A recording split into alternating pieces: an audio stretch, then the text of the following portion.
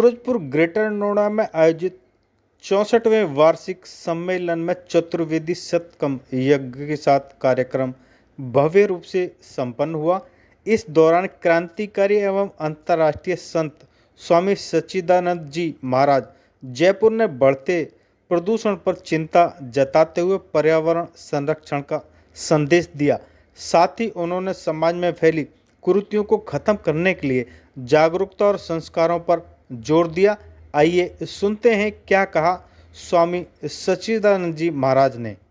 स्वामी जी, ये सूरजपुर आर्य समाज मंदिर में 64वां वार्षिक उत्सव बड़ी धूमधाम के साथ प्रतिवर्ष की भांति मनाया जा रहा है। इस मौके पर आप क्या संदेश देना चाहेंगे? मैं समस्त सनातन जगत को आर्य समाज के मंच से ये संदेश देना चाहता हूँ कि आज समाज में अंधविश्वास, पाखंड, रूढ़ियाँ चरम सीमा पर फैल रही हैं और राष्ट्रद्रोही शक्तियाँ सभी एकत्रित होकर के देश को कब्जाने का प्रयास कर रही हैं। एक तरफ इस देश में गजबा हिंद की तैयारियाँ चल रही हैं, उसके साथ साथ इस देश को विभिन्न टुकड़ों में बांटने की योजनाएं हैं। तो आने वाला समय भारत का कितना भयावह हो सकता है, इसके लिए हिंदू समाज जागरूक हो, सतर्क हो, सावधान हो।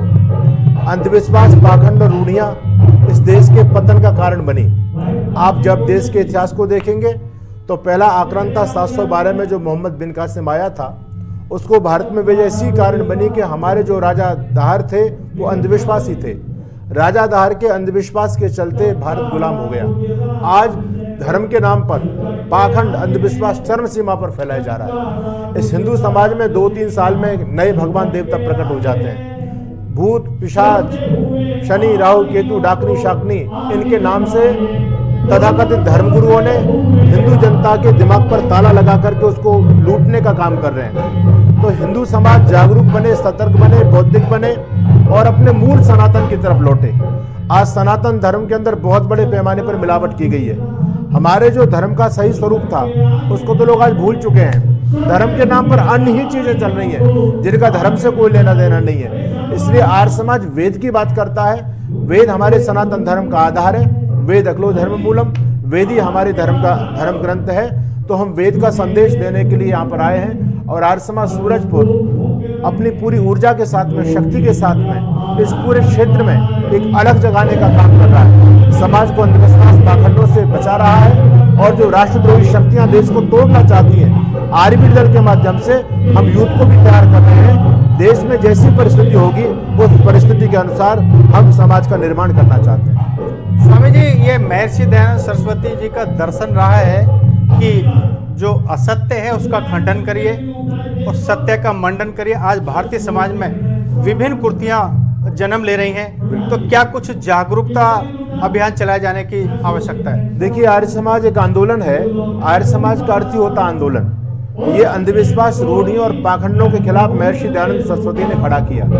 ये बिल्कुल सच्चाई है कि आज असत्य को बहुत अनेक प्रकार के प्लेटफॉर्म के माध्यम से परोसा जा रहा है। तो आज आवश्यकता है कि हम सही संदेश लोगों तक पहुंचाएं। आज बौद्धिक वर्ग है ना, आज हमारा जो यूथ है वो लॉजिक चाहता है, वो तर्क चाहता है। तो आर्य समाज के विद्वान तर्क के द्वारा अपनी बात की पुष्टि करते हैं। हमारे सनातन धर्म के तथाकथित धर्म ग्रंथों में, जैसे पुराण आदि में किस्से कहानियां भरी पड़ी हैं, अनलॉजिकल बातें भरी पड़ी जिसमें कोई तथ्य नहीं है। अब वो जमाना चला गया जब हमारे बच्चों के मन में कोई प्रश्न पैदा होता था धर्म को लेकर के, भगवानों को लेकर के, महापुरुषों के चरित्र को लेकर के, तो हम लोग उनसे एक बात कहते थे, भैया ये भगवान जी की लीला है, इस पर तर्क मत करो, है ना। भगवान जी ने जैसा किया वो सब ठीक है, उनको कोई दोष नहीं होता। आज के बालक इस तर्क से संतुष्ट होने वाले नहीं है। वो तो कहते हैं अच्छा कृष्ण करे तो लीला और हम करें तो करेक्टर ढीला। ये कौन सा न्याय है? कृष्ण कर रहे हैं तो उसको लीला बता रहे हैं और हम करें तो हम पर चोरी का इल्जाम लगता है, व्यभिचार का इल्जाम लगता है। तो आज यदि आप सनातन धर्म का प्रचार करना चाहते हैं तो आपको लॉजिक बच्चों को देना पड़ेगा, तर्क देना पड़ेगा। हमारा सनातन धर्म पूरी तरह से वैज्ञानिक है, तार्किक है, लॉजिकल है। लेकिन दुकानदार लोगों ने, जो धार्मिक दुकानदार थे, उन्होंने सनातन धर्म के नाम पर अपनी मान्यता समाज में प्रचारित कर दी। किससे कहानियों वाला धर्म बना दिया, मनोरंजन वाला धर्म बना दिया। आज दुर्भाग्य हिंदू जाति का है, सनातन धर्मियों का है कि आज हमारा केवल धर्म मनोरंजन बन के रह गया है। आप कहीं भी जाओ, नाच गानों के अलावा कुछ भी नहीं बचा है। आप बड़े बड़े पंडालों में चले जाएं, वहाँ किस्से कहानी व्यास लोग सुना रहे हैं और महिलाओं को नचा रहे हैं। आप कावड़ लेने जाओ, वहां भी भोला भोली नशा करके वो भी ठुमके लगा रहे हैं, वो भी नाच रहे हैं। जगरातों में जाओ, वहां पर भी नाच है, मंदिरों में नाच है, जागरण में भी नाच है, कथाओं में भी नाच है। क्या हमारा सनातन धर्म केवल नाच गाने तक ही सीमित है? तो जो धर्म का वास्तविक स्वरूप है उसको आज यूथ को बताना पड़ेगा और आर्य समाज इसी मिशन में लगा हुआ है।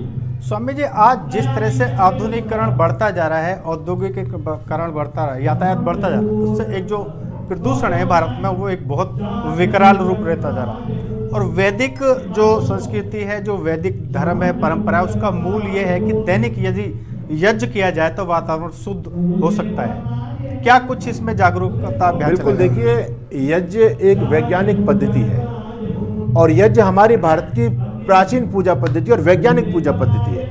हमारे वेद शास्त्रों में जो पूजा का माध्यम बताया वो यज्ञ ही बताया। यज्ञ इतना वैज्ञानिक है कि आज जब हम संसाधनों का प्रयोग करते हैं, जीवन जीते हैं, तो हम 5 भूतों को शुद्ध करते हैं, गंदा करते हैं। इन 5 भूतों को शुद्ध करने का एकमात्र तरीका यज्ञ है। आज आप देख रहे हैं कि दिल्ली के हालात क्या बन गए, एनसीआर के हालात क्या बन गए। उसमें जो है ना, वाहनों को रोक दिया जा रहा है, पोल्यूशन चरम सीमा पर है। तो आप यदि यज्ञ करना प्रारंभ, ये तो सिद्ध है, ये तो वैज्ञानिक लोगों ने लैब में टेस्ट किया है। अगर आप यज्ञ करते हैं तो ये सारी समस्या, पोल्यूशन की सारी समस्या खत्म हो सकती है। लेकिन आज इसको लोगों ने जो है ना धर्म से जोड़ दिया, बोले ये तो हिंदुओं की भगवाकरण हो रहा है। तो सरकार भी इस पर काम नहीं करना चाहती। यदि समाज को बचाना चाहते हैं, आपको शुद्ध जल, शुद्ध वायु चाहिए, तो आपको यज्ञ करना ही पड़ेगा। यज्ञ एक वैज्ञानिक पूजा पद्धति है जिसके द्वारा सभी तत्वों की शुद्धि होती है। तो अग्नि देवता को जब हम हवि प्रदान करते हैं तो वो नष्ट नहीं होती, बल्कि वो सूक्ष्म कणों में विभाजित होकर के उसकी ताकत लाखों गुना बढ़ करके वो पर्यावरण में फैल जाती है। और सभी देवताओं की, जो हमारे जड़ देवता हैं, सूर्य है, चंद्रमा है, पृथ्वी है, अग्नि है, जल है, उन सबका शोधन करता है यज्ञ। तो हमारे यहाँ तो यज्ञ को सबसे बड़ी पूजा माना गया है। और जब तक यज्ञ होता था तब तक कोई दिक्कत नहीं थी, कैसी भी कोई पोल्यूशन नहीं था, घरों में शांति थी, सौभाग्य था, समृद्धि थी। तो हमारे शास्त्र कहते हैं स्वर्ग कामो यजिता। अगर आप धरती पर सुख चाहते हैं, शांति चाहते हैं, अच्छा स्वास्थ्य चाहते हैं, ये तो बिल्कुल पूर्व सिद्ध हो चुका है। जहां पर यज्ञ होता है वहां पर 1 महीने तक 100 यार्ड के क्षेत्र में 1 महीने तक कोई भी जहरीला बैक्टीरिया कभी पनप नहीं सकता। भोपाल गैस कांड हुआ जिसमें हजारों लोग मरे, दम घुट घुट करके जो लोग मर रहे थे। तो ये तो प्रैक्टिकल अखबारों में छपा, टीवी में दिखाया गया कि वहां 2 आर्य परिवार थे भोपाल के अंदर, और जब उनका भी दम घुट रहा था, जहरीली गैस का रिसाव हो चुका था पूरे भोपाल के अंदर, तो उन लोगों ने सोचा कि अब मरते समय क्या करना चाहिए, अब तो मृत्यु बिल्कुल सामने है। तो उन्होंने कहा कि मरते हुए व्यक्ति का मित्र धर्म होता है, धर्म करना चाहिए। अब धर्म करने कहाँ जाए, मंदिर में तो जा नहीं सकते, कहीं जा नहीं सकते। तो उन्होंने कहा कि यज्ञ से बड़ा कोई धर्म नहीं है, घर में सामग्री है, यज्ञ है, समुदाय, घी, गाय का घी था, उन्होंने अग्नि जला करके यज्ञ करना प्रारंभ किया।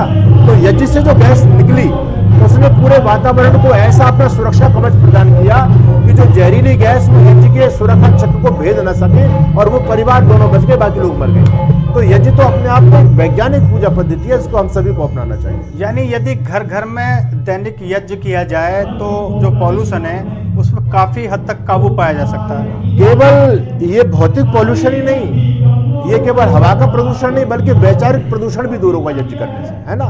मन को शांति मिलेगी, परिवार में एक बच्चों में संस्कार पैदा होंगे, आपकी दिनचर्या अच्छी बनेगी, और रोग शोक भय जो त्रय ताप हैं उनसे हमको मुक्ति मिलेगी। तो यज्ञ हर व्यक्ति को करना चाहिए।